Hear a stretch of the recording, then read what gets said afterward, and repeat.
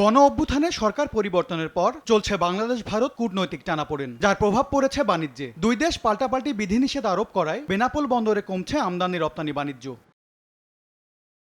2023-24 অর্থ বছরে বন্দরটি দিয়ে আমদানির পরিমাণ ছিল 21,30,228 টন পণ্য। 2024-25 অর্থ বছরে 6,31,330 টন কমে হয়েছে 14,98,898 টন। অন্যদিকে 2023-24 অর্থ বছরে ভারতে রপ্তানি হয়েছে 4,56,672 টন বাংলাদেশি পণ্য। গেল অর্থ বছরে 75,232 টন কমে হয়েছে 3,81,440 টন। বাণিজ্য কমে যাওয়ায় বিপাকে পড়েছেন বন্দর সংশ্লিষ্টরা।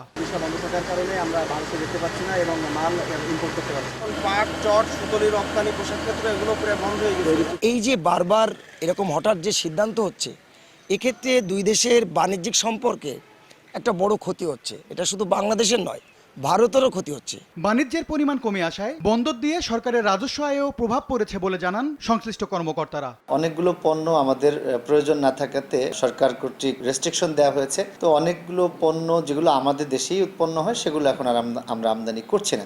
ফলে আমাদের আমদানির পরিমাণ কিছুটা গত অর্থ বছরের যে অর্থ বছরে কিছুটা কমেছে। স্বাভাবিক সময়ে প্রতিদিন ভারত থেকে প্রায় 600 ট্রাক পণ্য আমদানি ও 250 ট্রাক পণ্য রপ্তানি হলেও এখন তা নেমে এসেছে 500 ও 100 ট্রাকের নিচে। সময় সংবাদ, বেনাপোল।